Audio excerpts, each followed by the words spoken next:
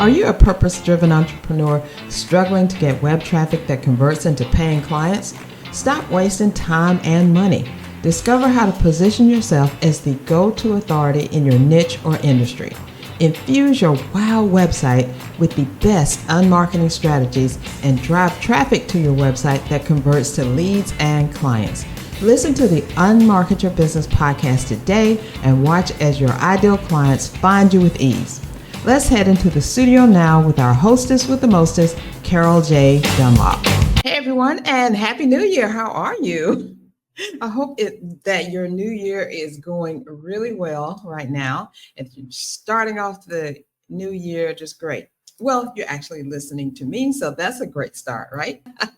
I'm loving it. 2025. Did you think that you would be here to see this? I don't know if I thought that I would be here or not, but it's kind of crazy that this is 2025. We're 25 years into this century, if you think about it that way. So let's not get on a down mode. Let's stay up and happy and stuff, because I'm up and I'm happy, and I hope that you are as well. Today we have a special guest. His name is Sean Lane, and I met Sean in the web design coaching group that I talk about a lot, and he was one of the members. I don't think he's in there right now, but at the time he had started his YouTube channel, and I watched his first video and I thought it was totally awesome, as he was talking about, you know, when you go through entrepreneurship and you go through life and there are ups, there are downs. It's just, you know, a great conversation to have. And I was like, you know what? I need to invite him on my podcast. He said yes. And we had a great time. I can't wait for you to listen to that. It's going to be awesome. So now we're into 2025. We are, you know, looking at how we can make our business better. How about looking at how you can make your marketing better? And one thing that you could do is you can join the Unmarketing Academy. As you know, I've talked about it all the time, really, because I think it's quite awesome. It's a few years of curating my live trainings that I did, all the videos that I did from 2017 on to now. And guess what? They are still relevant right now. You can still use all of the information that I give you right now in your business, in your marketing, and it's still going to make you money. So I must have been talking about some good stuff. Yes, indeed, I am. And you can get into that and save $10 a month by entering this coupon, and that is New Start 25. New Start 25. You'll get $10 off a month, and for as long as you stay a member. I got some great things coming up, some great master classes that will be coming up this year, some guests that are coming up, some more stuff that I'm going to be putting into the academy.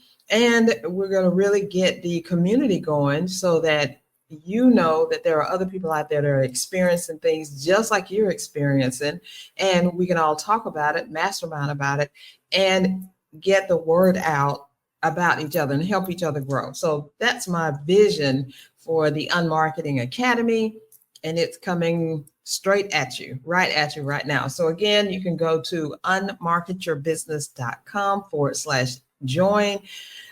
Check out everything that everyone has to say. I have some amazing testimonials. I'll tell you all about what's involved and everything. And then when you get ready to join, all you have to do is hit that checkout button and enter this code, New Start 25. All right, it is that time for the first time in 2025, and we're talking about the plugin for WordPress, WordFence. Now, for January, the word here for this month is protection. Protecting your website, protecting your intellectual property that's on your website, protecting your business. And if your business, you use a website, that's your hub online so that people can find you, find out about you, and start working with you, you have to protect that information. And WordFence does the job for you. I just love it. It protects you from unwanted intrusions like hackers and spammers and brute force attacks when these sneaky little people get together and just try to figure out your passwords so that they can get inside. That is called a brute force attack, because there's just hundreds of bots coming at it, you know, like round the clock trying to figure out that password. That's why you need a strong password. And that's why you need that two-factor authentication. So if someone does break in, get the password to your site, they still have to go through another layer, which is entering that code that you have on your phone in your authenticity tracker. I believe that's what the Google Authenticator. I can't even talk. The Google Authenticator app, and use that. So they have to have not only your login information, your username and password, they also have to have that code, and they can't get that code unless they can hack into your phone as well and get that code, that little code that comes up. I think it changes like every 60 seconds probably. So that's a lot to do. And most hackers, spammers, and malware intrusionists are not going to go that far, that deep into getting a hold of your information. When they see that 2FA thing, they're just going to click on somebody else, leave yours alone. And that's all we want them to do. Go find somebody else who's not as protected as we are, mess with them. Don't mess with us. So you need to get WordFence. It only works, as far as I know, it only works on WordPress sites. And if you go into the WordPress depository, I'm trying to talk at this year, then it is free for you to download. It does have a paid piece where you can pay $99 a month, but free works just fine as well. It helps you to keep spammers at bay. It tells you if something has been kind of messed with or seems kind of funny, because hackers get in so many different ways. They could get into not just into your WordPress site, they could get into the server that you're on and then try to get into your site. So WordPress is going to help you with all of that. So without any further ado, let's get in there and interview Sean Lane. I'm sure you're going to enjoy it, and I'll see you on the other side. What's holding you back from hitting go on your marketing plan?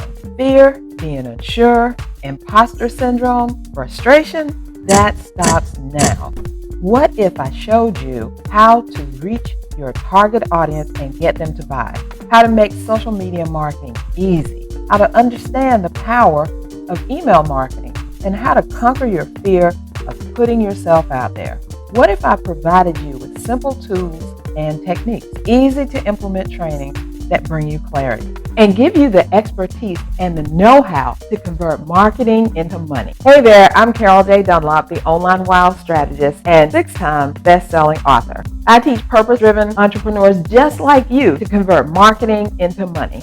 If you're a purpose-driven entrepreneur who's ready to stop allowing fear and frustration to keep you stuck and instead embrace clarity, authority, and expert instruction to convert your marketing strategies into money in the bank, then you need to join the Unmarketing Academy. In the Academy, you'll take a deep dive into the tools, techniques, and trainings that helped me and my husband to sustain our successful business in spite of the 2008 recession, 2 major health crises, and of course, the pandemic. The Academy is about replacing expensive, frustrating, and overwhelming marketing practices with simple, easy to implement marketing resources that get you in front of your target audience and get you paid. This Academy is for purpose-driven entrepreneurs who crave simple marketing strategies, coaches who need real-life trainings to take the overwhelm out of marketing, small business owners who are ready to conquer their fear of putting themselves out there, service providers who want to use social media and email marketing effectively, action takers who are ready to go live without fear. Marketing your business successfully takes work and marketing. Without marketing, they don't know you exist. If you're ready to convert your marketing into money, you need to join the Unmarketing Academy. Join the Unmarketing Academy today by going to unmarketyourbusiness.com/join. All right. Hey, y'all. Welcome, everyone, to another episode of Unmarket Your Business, the podcast. And I have this super special person here right now who we're going to chat with, if we can calm each other down, because we've been having fun the whole time before we even started talking. So Sean Lane is joining us all the way from across the pond in the UK. And I'm actually in Playa del Carmen, Mexico. So 2 worlds are colliding in the best way. I don't know, the universe may tilt. What do you think, Sean?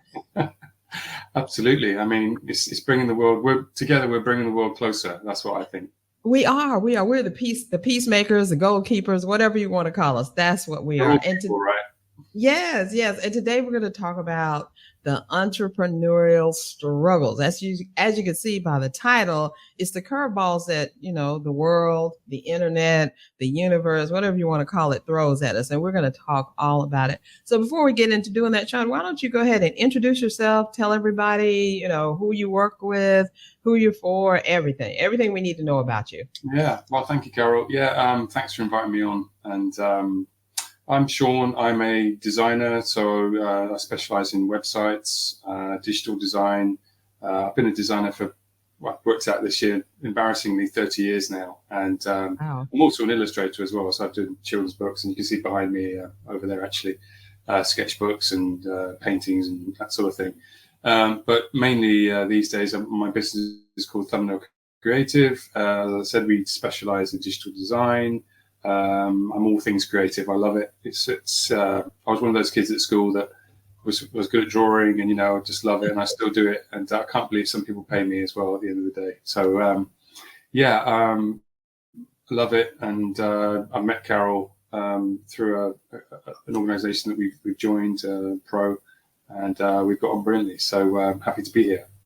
Yeah, good. I'm happy to have you here and that you could take time out of your day, because compared to my day, your day is much later, but it's okay. Yeah. And we're going to. 5 in the evening.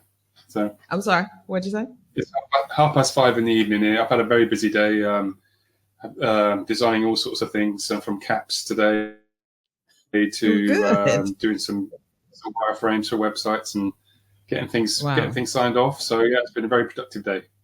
Well, that's good. I'm just starting my day here right now when we're recording. It's about like 1 o'clock or something. No, not 1 o'clock, 11 o'clock, something like that. The time change is crazy from the States to here, I'm telling you. And then from there to there. So it's like, wow. Yeah, we're forward. Yeah. So. Yeah, definitely. But what I wanted to talk with you about, and what we had discussed talking about, was the curveballs that get thrown at you, that you cause and all that stuff. And I wanted to start out and say, I started out with a curveball because I don't know where y'all are in my journey listening to this podcast, but I'm going to tell you, we just moved to Mexico, Playa del Carmen, Mexico, about 2 months ago. We just recently returned from the States to vote, because we had to go vote in person. Not that we had to, but we really had to. And so whether this is going to play after the election. So I have no idea. I'm hoping that my person wins. She wins without even telling you who I voted for. You already know, right? She wins too. So and I can't even vote, but fingers that's crossed. Okay. Send those vibes. So as we just got off the plane yesterday, just got back into the office today, our internet was not working. Oh my God. What is an entrepreneur going to do without internet? What? Yeah. So nightmare scenario. No Wi-Fi. No Wi-Fi, no nothing. I mean, we did have our phone, but I can't conduct an interview like this over that. No. It just wouldn't work. It would burn up the phone. I've tried. It would burn up the phone, shut down. Nothing would happen, and it would be crazy. No. So we just got our internet taken care of. Thank you to the internet providers here in Mexico, which, we were talking, Sean and I were talking about the soon come, the mañana, all of that, just do it when you got to do it. But this guy, Oscar is his name. Oscar was amazing, because it took him like, I would say 20 minutes to find us, because neither one of us, I don't speak a lot of Spanish. He doesn't speak any English.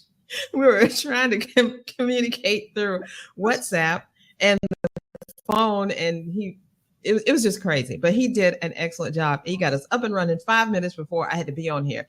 Then when I get on here, Sean can't hear me. I mean, he can hear me, but he can't. And then the Google Chrome shuts down. It says, you need to reboot. You need to reinstall. I'm like, oh my gosh. So that's just one of the obstacles and things that happen as an entrepreneur that you got to be ready for. Right, Sean? What do you have to say about that? Well, firstly, I want to say muchas gracias, Oscar, for muchas gracias for sorting that out. And yeah, I mean, the other day, my main Mac that I use, it just said the drive's damaged, and it turned out it wasn't. So it just didn't work. I mean, I think they're a bit like people. They're just temperamental, aren't they? They just have a bad. Yeah. Oh yeah. They get glossy if you shut them down at a certain time, and then it's only going to get worse with AI. You're going to have attitude with machines. Yes, they get attitudes for some reason. It depends. They just act crazy or don't want to answer your question or give you the same answer, and you get ticked at it. They're like, "Well, it's your problem. I'm not going to help you." It's going to happen. We're going to have robots doing work in our house, and one day they're going to go, "No, I'm not going to clean up that mess." It's right. You did it. You clean it up, right? Say please, or it is just crazy. I make a point actually on that point when I use ChatGPT for sort of like copy and stuff sometimes, like for posts. I use it for sort of some posts and stuff. I put some ideas in and it comes up with some great ideas, but some great copy. I always make a point of saying, dear chat, and then I put please at the end, because when they take over, when the robots take over, I think they'll have a log of how you talked, right? How you communicated. And, they might not exterminate me because they think, he's quite a nice guy. He's always been polite. I feel you. Times, so. Right. I do the same thing. I was like, please, can you? Thank you. Exactly. Oh, that's great. Practice, right? Yeah, practice. They're logging all you this. Don't know. They're recording it all. So be polite. Be polite to your AI. Yes, definitely. Speaking of Macs, and I know we're going to get in further into the interview in a little bit, but speaking of Macs, I just got my baby Mac back because when we first came to Mexico, we came with carry-on and a backpack. That was it, because we wanted to check it out and make sure. You need your Mac. And so I couldn't bring my Mac because it was too doggone big. And so I was using my husband's MacBook. So just imagine you and your wife using the same computer, and you both work from home, and you're having to divvy up time. How about that as an obstacle? As a recipe for disaster. But God got us through it, and we're still talking to each other now. Yeah. So he's in heaven. He's got his MacBook back. I have my baby Mac back, and I want to tell you, when I was skeptical about bringing it over because I didn't know how I was going to do it, and I'm like, well, if I ship it, I have no control, and I'm probably going to wind up paying like $1,000 in, what are customs and duties and all of that stuff. And then I've heard I talked to some people, and they said, well, they're going to open it up. They're going to start it up. They're going to look at it and make sure you're not trying to sell it. I'm like, one Mac, one. They're like, yeah, they're going to open it up and look at it. I'm like, oh my gosh. So then I was like, well, maybe I can take it on the plane as baggage, right? I was like, great idea. But the caveat, you can't send boxes to Mexico or Chile. Chile. Wow. I don't know why. But then I told him, I was like, well, thank God that I saved the original box that I bought it when I got it. And they said, oh, you have the original box? Great. Just bring it on. Tell the flight attendant, the desk person when you first get in there, that it's fragile, that you need to ship it, and it can ride with you on the plane. And I'm thinking, where would it ride? Where? And I'm not buying a seat for this thing. So I was praying. Double the price. Yeah. Right. So I'm praying all the way. And we get there to the airport, and we arrived like 3.5 hours early so we could get things settled. And I showed it to the agent, and she was like, oh, that can't fit on the plane. There's no place to put it. You're going to have to ship it with the baggage. I was like, oh, no, that look, no. I was like, has anyone done that? And she was like, yeah, they do it all the time. You got it in the original packaging. It should be fine. And she was right. So I had to give kudos to Oscar in Mexico and to Delta Worldwide for they did an excellent job. Yeah, I know. It's great. I mean, that Apple packaging, the Apple boxes are lovely, aren't they? I mean, it's great. When you buy They're like a machine. They're like a machine when you open them. Yeah. It's sort of engineered, it's a lovely experience, when you buy an iPhone or a Mac or anything. An iPad. I mean, I'm a little bit too. I've got a PC. I'm on a PC now, actually, but I've got a lot of my stuff is sort of Apple. It goes to the territory when you're a designer. You kind of grow up with Apple products. So yes, but I'm a little bit kind of too much Apple, really. I've kind of been brainwashed with Apple a little bit. No such thing as too much Apple. I left it. I I do left it everything for a by long iPad, time. like, it's all there. So Yeah, yeah.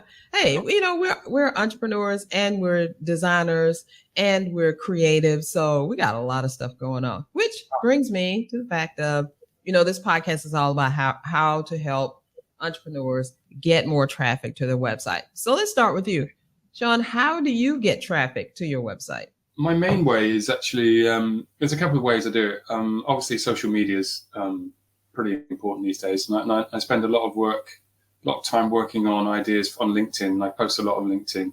I don't really do the hard sell on there. I kind of help people. I think the way in is to, I don't like the term thought leader, but the way is to sort of post stuff that kind of helps people. And obviously in our profession, I post a lot about design and web design and things about security. Or there's a myriad of kind of topics within that topic itself. So Right.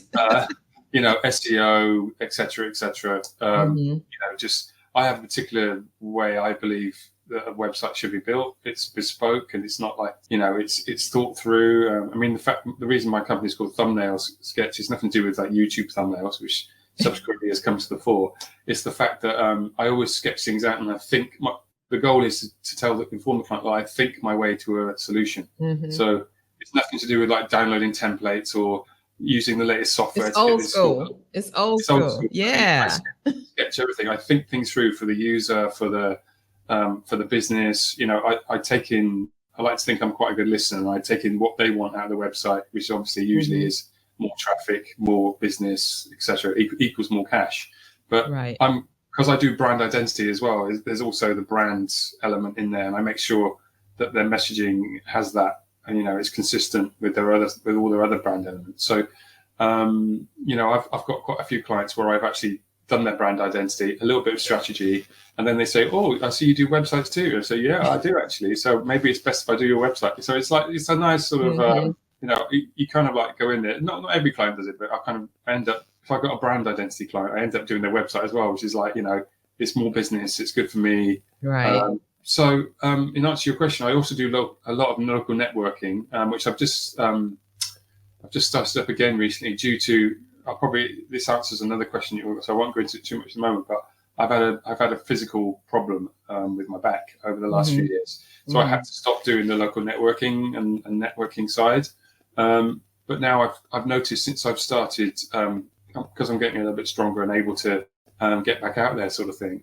My business has really sort of started to flourish again because I'm out there, I'm talking to people, I'm engaging with them, I'm helping them solve problems. Right. I'm not doing the hard sell thing. When does that ever work? When does the hard sell stuff ever work? Because you're always basically, if you come across like you're helping, you're there to help their business grow. Yeah. That's the model that it comes back to you in spades, and it's like you will reap the benefit of helping people improve their business and improve the way they operate. And I always think it's just good practice anyway. And occasionally I might put on LinkedIn I might put a post about, if you're looking for a website, drop me a line if you're looking to grow your business.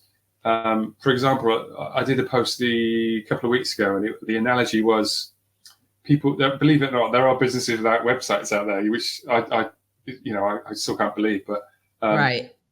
The analogy was, if you're a business with a website, or if you're a business without a website, it's like having a shop in the middle of a desert, and you're expecting traffic to come, but no one knows you're there. You have no footfall. No one's walking past your shop because you're in the middle of the desert. And it got a really good bit of feedback actually, and I generated this image with a shop in the desert, and it was completely isolated, and it's those sort of stories I like to tell, and it does make people think, well, maybe I should get a website because I want traffic and I want business. I mean, show me a businessman that doesn't want business. I mean, they don't exist, right? What are you doing if you don't want business? Why are you even doing this stuff? Going through the motions, aren't you?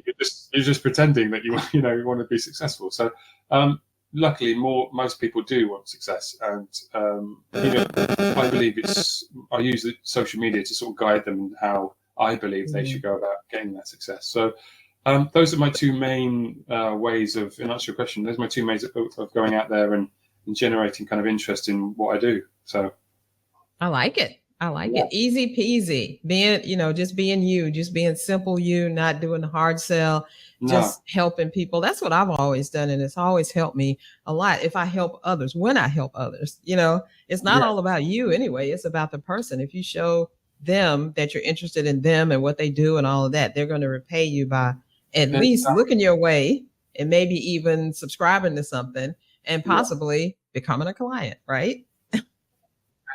There's a phrase, an old mentor of mine, an old creative director, when I was sort of a young, energetic designer. Those days are over, but where he said people remember how you make them feel, not necessarily what you say, Yeah. and that's so true. Over the years, I kind of looked at him quizzically and sort of said, well, no, they remember what you say, but it's how you make someone feel is a deeper kind of, it's deep inside, and it's kind of like, if you annoy someone, they're going to remember that you're the guy that annoyed them, or so Right. hopefully if you make them feel that, wow, he's going to make my business really successful, they're going to remember you and think that's the guy that's going to help my business to flourish. So that's sort of stuck with me over the years, and I use that as a kind of guide going forward. I love it. I love it. That's the way to do it. So since we're talking about all these curveballs, and I've talked about my curveball just in the present, what has been your number one curveball for you as an entrepreneur that the internet, the universe, the whoever has thrown at you? What has it been? Well, I sort of mentioned it earlier. The thing for me is I've always been a very sporty, active guy. I used to play a lot of sports, and I played basketball for like 25 years until I retired. And because we do play basketball over here, we're not quite the NBA standards.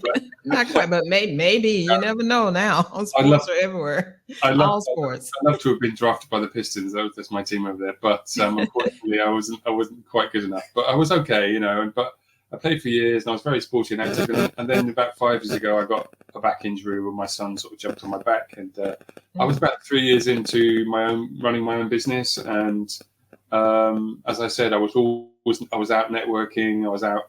I had a lot of interest in my business and lots of clients. And then suddenly, because of the injury, I couldn't really, leave the house very much. And it was a real test. Luckily, over that time, over the initial 3 or 4 years, I'd built up a lot of confidence in my clients. And so, and these days, like I said, we've got the internet, and we can use social media to generate interest.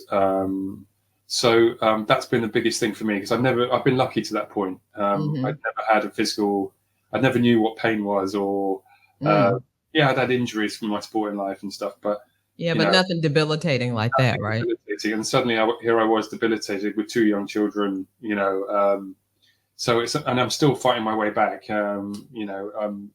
It's a massive, it takes a long time when you get to a certain age to sort of come back. And luckily I found a really good person in London who I train with privately. And she's building me up bit by bit to, good deal. Yeah, it's amazing. And and one thing it's taught me is about resilience. Life is about resilience. There's no life out there where it's a flat, everything's easy. Every life is like this. It's a roller coaster. Every single life has ups and downs. Oh yeah, And it's how you. I've probably never been the most resilient person in the world, but this has taught me that I can carry on a business through, even when I can barely move. Some days, I still was like sitting in my armchair on my iPad or my laptop creating stuff, and just awesome, getting up and moving. So that to me has probably been the toughest challenge, especially for my business. And as it turns out, if I'd had a normal job in a company, they probably would have gotten rid of me, because, luckily I was my own boss, so I could have fired myself, but but you didn't. You let yourself go. That's good. That's good. I love that. I looked in the mirror and I said, "Look, listen, you're not working. You've got your injury. This isn't no." But so I think if I'd had a normal job with in a company, they probably would have let me go. So luckily, I have my own business. I can keep it going. So that's great. That's a good thing to say as well. If you had a regular job, you probably either would not have been at this point now in your health, or you would have been, just so struggling so much that you couldn't do anything anyway. Because I was talking about this with my sister-in-law, and they were talking about how we were talking about how other countries have different types of healthcare that's not so expensive, and you don't have to give your arm and a leg to get it fixed. No, But exactly. in America, well, I need to say in the United States, it's more sick care than anything. You got to be sick before they'll do anything for you. And then the goal seems to be to keep you sick. Now, I'm not saying that that's what it is, but that just seems the goal, because if you get well, then they're not making any money. Yeah, We need some. exactly. I mean, it's a slightly different else. model. We've obviously got the NHS over here, but as I discovered, and the NHS is an amazing thing. It's, people get free healthcare over here, which I believe is people should get. I don't want to get on Me my too. soapbox. Yeah, we don't get that over here. No, I know. It's one of the things about America or the US, sorry, is I've always found it a bit baffling why people don't go out on the street and say, look, it's one of the things that humans deserve, as a basic kind of need. Right. Everyone should have access to healthcare, because because unfortunately, health is one of the things that you only appreciate it when you've lost it. Oh, yeah, definitely. It's like I was saying before, I was always a fit athlete, running like 30, 40 miles a week. I never really, I ate well and stuff, but I never really thought about. I just took it for granted. When you lose it, that's when you realize how important it is, because you just can't function. You can't run a business. You can't do your job. So, everyone should have healthcare, I think, as a basic need. But that's a bigger picture, a bigger problem for another conversation. Yeah, it is. And you're right. People should be out in the streets, up in arms about it, but Absolutely. No, they're up in arms about some craziness going on, and not even the healthcare. They don't even care about healthcare. But this never leads me to my do what now? I'm sorry. I say never underestimate people power. Because if everyone complained about it or demanded a better they would system, do something. Yeah, but they don't. For some reason, and like you said, you don't even think about it until you don't have it. Because I know that happened to my husband and myself. He had a devastating stroke in 2011, and we're like, wow, where did this come from? Even though we knew he had risk factors and he was on medications, he still had the stroke. And then 6 months later, that same year, I was diagnosed with stage 2 breast cancer. And I'm like, I'm a personal trainer. What in the heck? Why am I being diagnosed with this stuff? But, there are certain things in your environment and your DNA that you can't outrun, no matter how hard you try. So you just don't know. You just don't know what's around the corner. And that's why I was saying about resilience. Things are thrown at you, but it's usually not always when you think you've got everything together and you think everything's going well, and suddenly life has a habit of just throwing these things at you, and you've basically got two choices. You could either bounce back from it or not. So it's up to the individual to say, well, I'm gonna fight this and bounce back. So life's a test, I believe. I do too. I think so, because we fail. What happens? We don't get another chance. Yeah, well, exactly. We just got to keep going. Exactly right. That's it. So, I mean, I've learned a lot in this journey, getting things back. But I did miss. I'm a bit of a, as you probably tell, I'm a bit of a people person. And I did miss the sort of face-to-face sort of networking and the chat and stuff. And it was weird. It was just on the back of sort of COVID as well, when the first time in living history that people were taken away from other people. I mean, in fact, we used to sit around campfires. We're social animals. That's what we are, humans. It's all about people, really, and so you take that away, and we will struggle. So but I think that COVID was a blessing in a certain way, because it helped people to realize, okay, you're not a tree. You don't have roots to wherever you are. You can do whatever you want. And a lot of people started advocating for themselves. Like, I don't have to put up with this. That led to the Great Resignation, where I think it was 8 million people or something in the States anyway. I don't know about other countries, resigned their jobs just because, and like, I don't want to do this, and picked up and moved to other places. For years, my husband and I had been saying, we need to telecommute. And the companies were like, I don't even know what you're talking about. Telecommuting, what is that? Then 2020 comes, they're like, oh God, what are we going to do? How are we going to, I guess we have to let people telecommute. And now they're trying to go back on it by making people come back into the office. But you know how it is. Once you let that cat out of the bag, it's not so easy for you to put it back in there. There's no way. And you've got this thing called hybrid working over here. I don't know what it's called over there, but it's a bit of both. I mean, it's a control thing, isn't it, for businesses? They want to be, they want to see what, is trust and control. And I can But understand they it. can see it. They can see it I automatically. know, I know, it's true. They can look.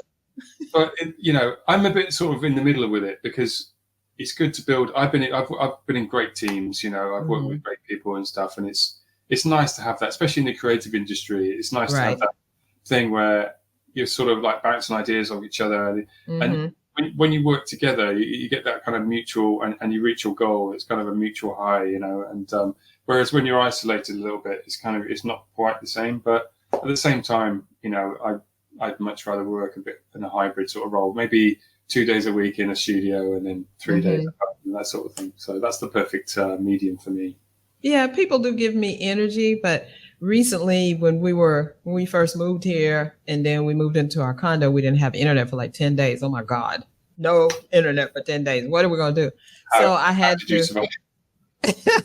How did I survive? I went to a co-working place and I found the best co-working place. It was totally awesome. It had a quiet room where nobody was talking. They were just working. It had an open area where a lot of people were working and talking. I don't know if a lot of work was going on, but they were doing a lot of talking. A lot of talking. Yeah, a lot of talking. And then they had separate meeting rooms, and then they had separate singular rooms because I saw some people doing their podcast episode and stuff. So it was a great mix of everything. But you know what I got out of that? I was like, this reminds me of work. I want my internet at my home so I can go in my office, close the door and not be bothered. Then I can come out and then I'm good. So it's, different strokes for different folks. But you can truly focus when you're in your home environment, and you can just get on with stuff and you know what you need to do. And but sometimes you do need people. You need somebody around you to say something to you or talk or hear another individual. So my husband usually, he's the person I talk to. So most of the time I don't need anybody else, but I do, I think crave to be around different people, others, all of that, and just look at how they're living, how they are, what their business is. I'm very curious about what people do as a business. So that leads me to my next question. So how can we, and you said this, we don't know what's around the corner, but between you and I, we got a lot of years between us, and we've seen a lot of ups and downs and good and bad and all that. So how can we get our audience to anticipate when things go wrong, and what can they do about it? How do you say, something's going to go wrong? How do they prepare? And then what can they do about it? Well, it comes with thinking, really. I think you can't really prepare 100% for it, but it's best to think about, maybe take some time out and just, write down what could possibly happen, what could impact my business. I mean, COVID, you could never sort of like predict that. Right. Who saw that coming? Nobody. Unless you've got a crystal ball. But there's always something that is going to come along, and you can't prepare for it. But when it comes to business, you can think, well, okay. I mean, I've know guys and ladies who own businesses, and they spend everything. They don't put anything away. They spend anything on, I always find it's a little bit conservative. I'm not usually a conservative person, but it's always nice to tuck some stuff away for disasters and a rainy day and stuff. So just in case, just in case something, you need a new computer for your business, the computer goes down, your IT goes down, or it's not going to be an emergency. You've got what I call a buffer zone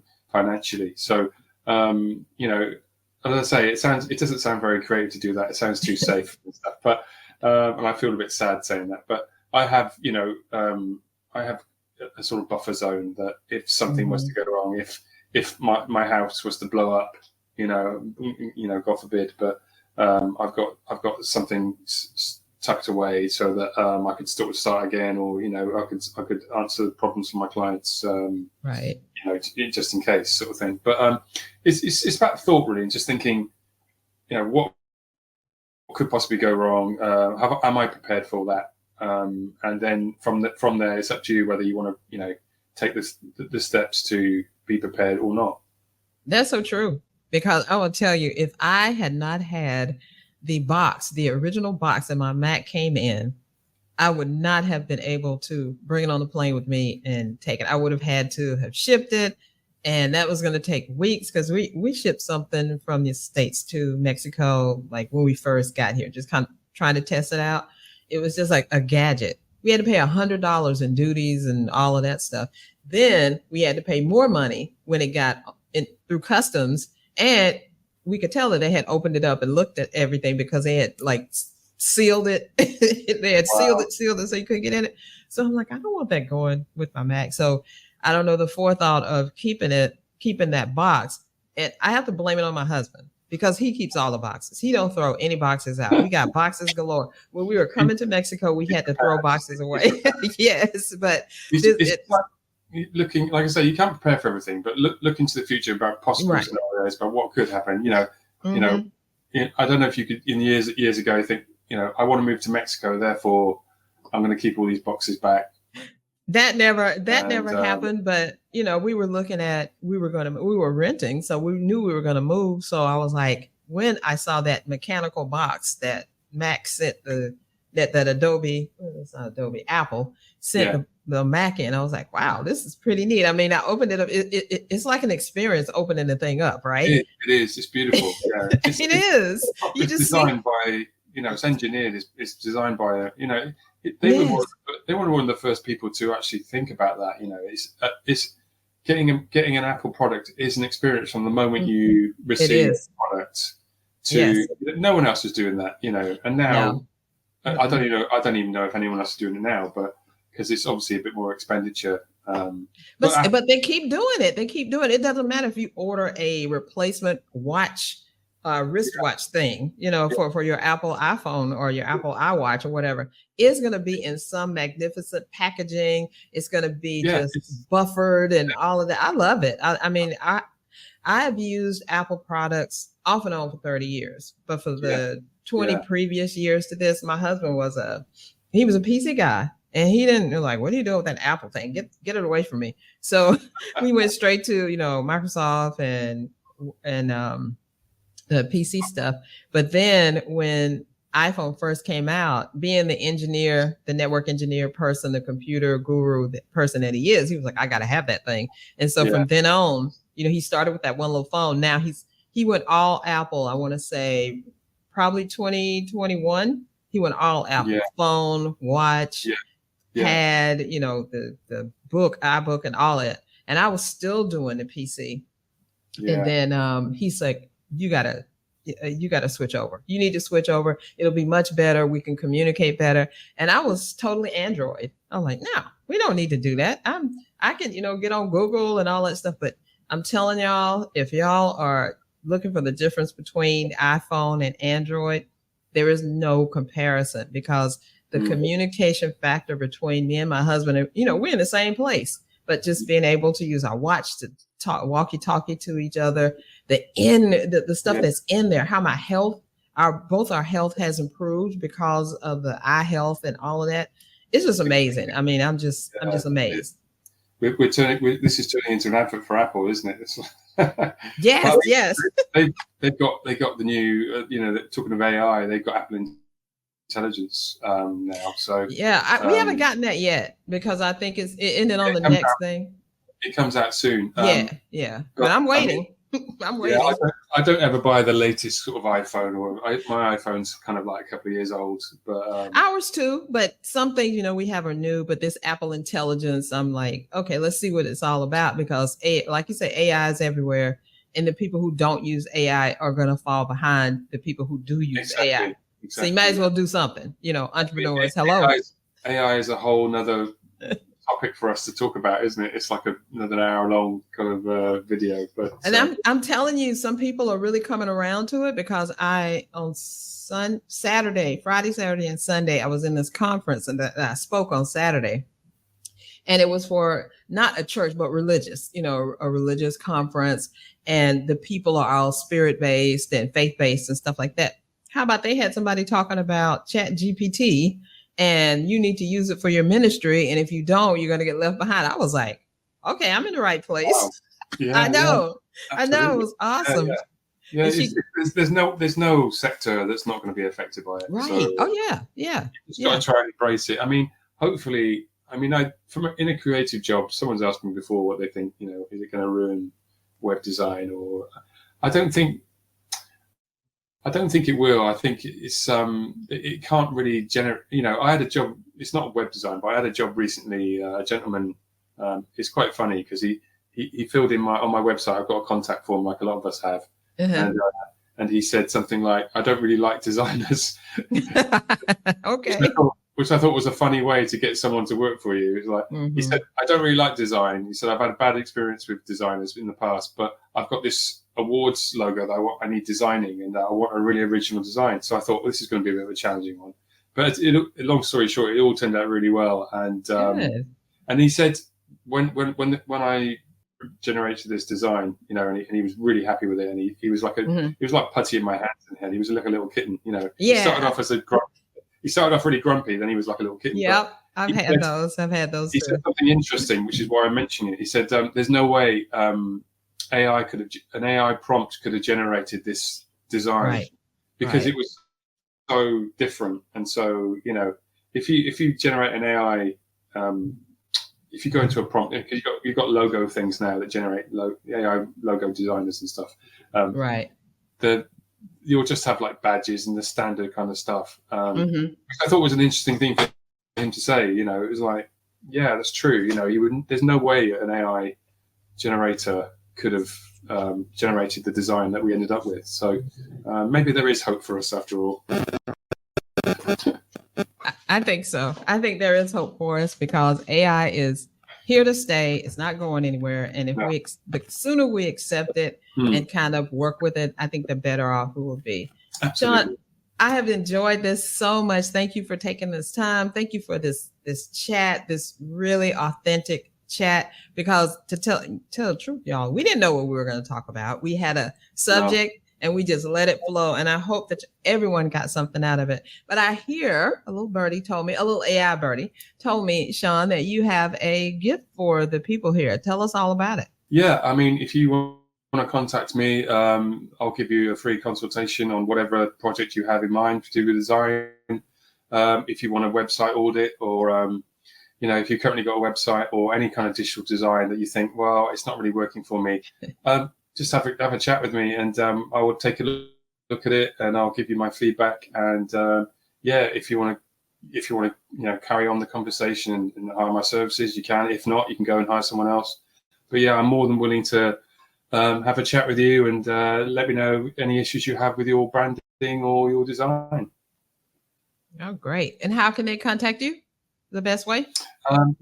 So my business is thumbnailcreative.co.uk. That's my website, and I've got, as I mentioned before, I've got a contact form on there and all my details, my phone number, my contact phone number, my email, etc. Just drop me a line. A lot of people drop me, just fill in my form, and as I say, please don't start with I don't like designers, because I've already had that. That's already been done, right? Try and be Be original. Be original. Don't be anybody else. Or you can look me up on LinkedIn, because I'm always on LinkedIn, and I've got my illustration side. I've got on Instagram as well. But I think my LinkedIn feed is I think it's Slainart is my. So yeah, it's LinkedIn /IN/Slainart. Okay. So yeah, but if you want to contact, I'm more than willing to have a free chat, even if it's across the pond there in America or Mexico. I know, right? I speak a little bit of Spanish. So yes, help us do this. And one thing we almost forgot, I'm going to cut this part out and move it up a little bit. The challenge. What kind of challenge would you like to issue to the people that are out there? And I'm going to say, just think about it for a second. You got something in your brain?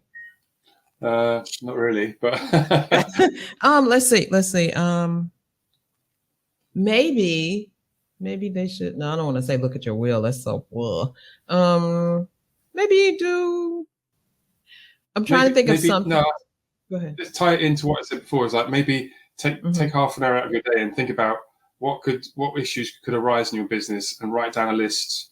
Ooh, I love it. Let's do that. Let's do that. Okay. Let's start back up.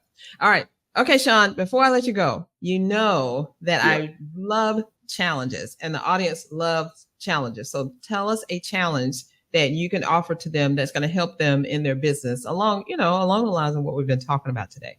Yeah. So I mentioned earlier about it's very difficult during the day. You get, especially if you're busy, you're just concentrating on getting the job done and getting it out and pleasing the client. But it's hard to actually take half an hour out of your day, or even if it's in the evening. So my challenge is, as I mentioned before, maybe take 30 minutes or to an hour and just write down what issues could happen with your business. Think about future events, and have I got contingencies for that? What do I need to do to tick that off? And then let's see what you can come up with. Obviously, nothing too disastrous like floods or or COVID. We've already done COVID. But something reasonably lighthearted, but it could impact your business. Because let's face it, how many entrepreneurs, how many business owners actually do that? Because we're all focused on the day-to-day aspects of our business. So a little bit about future planning, and also on the positive side, where do you hope to sort of be, in a year's time, 2 years' time, 3 years' time? What sort of goals are you going to set yourself? So there's like a two-pronged positive and negative side of it. I love it. I love the positive negative, because we're always, we don't always want to be the Debbie Downers and stuff like that. We want to look up, but we don't want to walk around with rose-colored glasses, although I have red-colored glasses. We don't want to walk around with rose-colored glasses on and not think about things. But Sean, that is amazing. I love that. And I hope everyone takes that to heart and does it, because you just never know. Like Sean said earlier, you walk around the corner, something else can happen. We don't know. But Sean, you've been amazing. Thank you so much for joining me on the podcast and for being as authentic as you are across the pond or wherever you are, wherever we all are. Maybe we'll meet someday in the middle. That would be great. That would be great, Carol. Thanks for inviting me. I love chatting to you. And I hope we'll do this again. And I just want to wish everyone out there, peace and sort of love, and I hope you're having a great day wherever you are. Yeah, as we say in the old school Black culture, peace, love, and hair grease. I think that's what it was.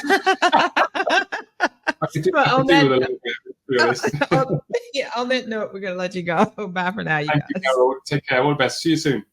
Okay, thanks. Is your website ready for prime time? When your ideal prospects land on your website, do they see the true professional you are, or are they greeted by a site that's not quite ready for prime time? For 30 years, we've helped coaches and service providers transform their online presence into powerful client-attracting machines.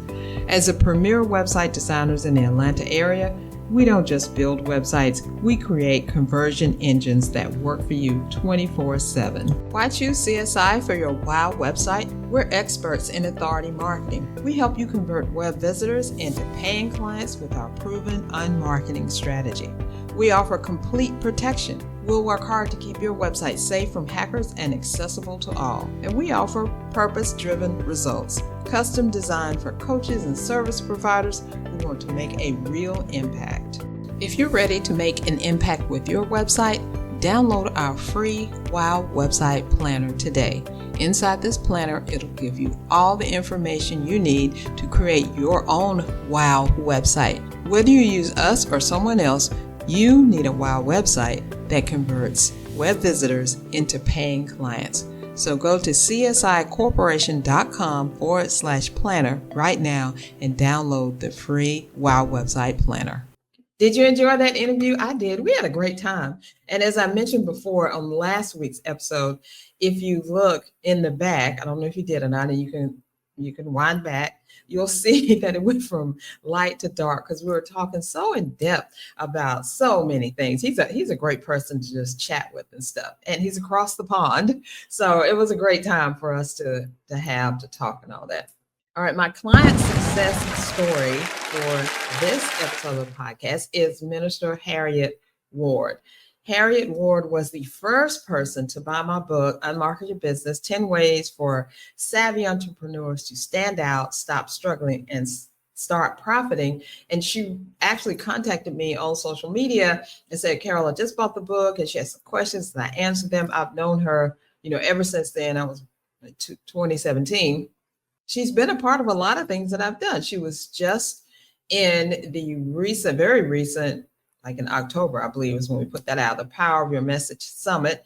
She's a co-author in the book that I did, Prayers and Inspirations for Mompreneurs. And she actually, since then, she's actually become a best-selling author in not only my book, but 2 other books. So she's been busy. Her and her husband operate a channel of Facebook Live that they do weekly about marriage. And they've been married, I think, Alvin and I have been married for 30 years. I think they've been married 28 years or something. I think we're ahead of them. They're trying to catch up with us. I don't think that she's ahead of us. But anyway, it's a long time. Doesn't matter who's ahead of who. There's a long time, and they are great together. And so hats off to Harriet doing her thing, and her company is called Beauty God's Way. I think that's how we initially met, because she had just put together her formula for skincare and she was starting to sell it. And that's why she got the book, to find out how to market it. And I'm so proud of her, because she has taken that idea of hers and expanded it in so many ways. And she always says, and you've heard this if you've heard her talk at all, that I've helped her a lot with the marketing. I'm very proud to have done that. I'm very happy that she's in my audience, in my tribe and stuff. And I love to see her being successful. Minister Harriet Ward. Hey there, would you like to be a guest on the Unmarket Your Business podcast? Simple. All you need to do is go to unmarketyourbusiness.com/podcast. All right, are you ready for your spotlight? Be on the lookout. All you need to do is, number one, be awesome by either being a client or by letting me know that you used, did, or followed the advice you heard right here on a previous episode. Post it on social media of your choice, and be sure to tag me at CSI Corporation and use the hashtag Best Unmarketing Strategy, and you may find yourself being highlighted in the client spotlight. Remember the challenge that Sean was talking about, and that is to think about what you can do when things get out of order, because a lot of times things get out of order quickly. They don't go the way you think. They don't go the way you plan. So take 30 minutes to think about what you can do to get yourself back on track, because there are a lot of pitfalls in entrepreneurship. There's a lot of downtime. There's a lot of up and celebratory stuff too. But sometimes, it just gets you. So if you're going through that right now, especially at the beginning of the year, when you're thinking about what you're going to do for the rest of the year, take some time. 30 minutes is good. And just think about what you can do to get back on track, get your business back on track, get your life back on track, get everything back going the way that it needs to be. So in recapping what Sean and I were talking about, remember the importance of looking beyond day-to-day operations. Also remember to keep a balanced perspective and examine both positive and negative aspects of what's going on in your life and in your business, because they're all kind of melded together. Like your business is your life is your business. You need to kind of keep them separated, but sometimes they just spill over. A lot of times they just spill over into each other, because we're only human, right? We have a business, but we have a life. We don't want our business to take over our life or our life to take over our business. We need to kind of keep them separated, but sometimes we just can't help that they all kind of meld together in a way. And be authentic in your approach to business relationships. There's only one you, so be authentic, just like I did when I invited Sean to be on the podcast. I didn't know if he would say yes, I didn't know if he would say no or what, but I was just so kind of moved by the YouTube episode that I watched. I was like, I got to get him on here. We got to talk about this, because it's very important to talk about entrepreneurship, some of the things that people don't even think about at all. Would you like to get free coaching from me? Simple. All you need to do is go to unmarketyourbusiness.com/podcast. So now I want you to kick off the year right with the Purpose-Driven Entrepreneur's Daily Prayer Journal. This daily journal, 90 days, will help you kick the year off with getting closer to God and having a better prayer life as you do it, because we talk about your life goal, your business goal. There's a place in there for you on every day for you to put down who you're praying about. There's a scripture. There's a place for you to think about that scripture and put your reflections on it. So every day you're just reminded, like I said, your life is your business is your life. Who's in your life, what's going on in your life and your business, and kind of, keep them on track, because sometimes things just meld all together and you can't get yourself feels like you can't get yourself out of it, but you really can. And the Purpose Driven Entrepreneur's Daily Prayer Journal will help you do that. So make sure you get that book right now. You can go to csicorporation.com/prayer-journal to check it out and get your copy right now. Okay, so I want to thank Sean Lane for coming on and being so upfront, authentic, and honest about entrepreneurship. And Sean, I hope you're doing well out there. I haven't talked to you in a while, but I'm sure we'll be hooking up pretty soon and chatting and talking about what's going on. So y'all stay tuned for the next episode where I have my biz bestie, Nadine Mullings, and she's going to join me to talk about how to dominate your niche, whatever you say, one of them, with the best content marketing system. Nadine and I have done a lot of things together. I don't see competitors. I see collaborators, and that's what Nadine and I have done because she's in marketing. I'm in marketing as well. We market a little bit differently. We talk about things a little bit differently, but she's going to talk about her best content marketing system to help entrepreneurs to do the things that they need to do with getting the word out there. So before we get off of here, could you do me one favor? And if this episode has been valuable to you, if you've learned some things, if it's made you go, I'm just thinking about some things, please leave a review on whatever podcast platform you're listening to it on right now. And if you want more information, you can also look at the show notes. Like it, if there's a like button around there. And one more thing, you can always share this podcast with your friends, your audience, and let them know that there's some things about entrepreneur life you'd like to share with them. So thank you so much, and bye for now. Thank you for listening to the Unmarket Your Business podcast. Heard something you want to take action on? Great. Check out the show notes on unmarketyourbusiness.com/podcast. Be sure to like and subscribe so you don't miss a single episode. Please do me a favor and leave a review or on whatever platform you use to access this podcast. It really helps us to spread the word and get this podcast in front of the entrepreneurs that need it. See you next episode.